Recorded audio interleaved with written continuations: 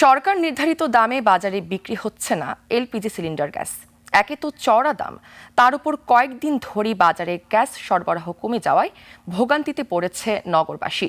বিশ্লেষকরা বলছেন, পৃষ্ঠপোষকতায় দামের নৈরাজ্য সৃষ্টি হয়েছে। রাশেদ রায়হানের রিপোর্টে বিস্তারিত। সানবিট সব দিবে সামাল। সানবিট ম্যাজিক প্রেস ডিশওয়াশিং এর মাথা ঘোরানো সলিউশন। রাজধানীতে গত বেশ কিছুদিন ধরেই চলছে এলপিজি সিলিন্ডারের তীব্র সংকট। দোকানগুলোয় মিলছে না বাসাবাড়িতে ব্যবহার করা এই গ্যাসের সিলিন্ডার। দোকানে এসে ফিরে যেতে হচ্ছে গ্রাহকদের। আবার কোথাও কোথাও পাওয়া গেলেও নির্ধারিত দামের চেয়ে বেশি টাকায় কিনতে বাধ্য হচ্ছেন তারা। আমরা দোকানে আসলে যে দাই সিলিন্ডার দিয়ে পাকাইতাম, এখন দাম বাড়ার যার কারণে এই সংকটটাই মনে করেন যে আমরা গ্যাসই পাচ্ছি না, আমরা রান্নাই করতে পারতেছি না। বিক্রেতারা বলছেন, চাহিদা অনুযায়ী কোম্পানির পরিবেশকরা কোনো গ্যাস সিলিন্ডার সরবরাহ না করায় এই সংকট। আমদানি তো শর্ট, মাল তো চাহিদা মতো আমরা দিতেছে না, দিতালে তো চাহিদা মতো মার্কেটে ছেড়ে দিতাম। বড় দোকানিদের সিলিন্ডার এনে প্রতিটি 2 থেকে 2,500 টাকায় বিক্রি করছেন ব্যবসায়ীরা।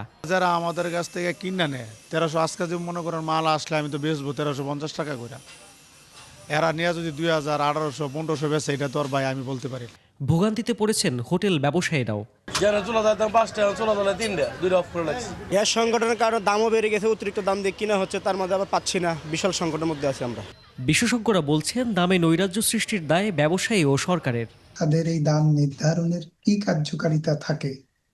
আর রাষ্ট্র এরকম একটা প্রতিষ্ঠান তৈরি করে তার হাতে একক ক্ষমতা দিয়েছে, তারই বা কার্যকারিতা কি? এগুলো কি গোটা প্রক্রিয়াটাকে একটা প্রহসনে রূপান্তরিত হয়ে যায়নি? এলপিজি অ্যাসোসিয়েশন, লোয়াব নামক সংগঠনের কাছে পুরা রাষ্ট্র জিম্মি হয়ে গেছে না? তাদের সবকিছুই সরকারের এই সমস্ত কর্মকর্তাদের সঙ্গে একটা যোগসাজস্যে তারা করে থাকে। সরকার শতভাগ আমদানি করলে ব্যবসায়ীরা কৃত্রিম সংকটের অজুহাতে বেশি দামে বিক্রির সুযোগ পাবে না বলে মত এই জ্বালানি বিশেষজ্ঞের। সরকার তার নিজস্ব কোম্পানিকে দিয়ে কেন এলপিজি আমদানি করাচ্ছে না? রাশেদ রায়হান, 21 টেলিভিশন, ঢাকা।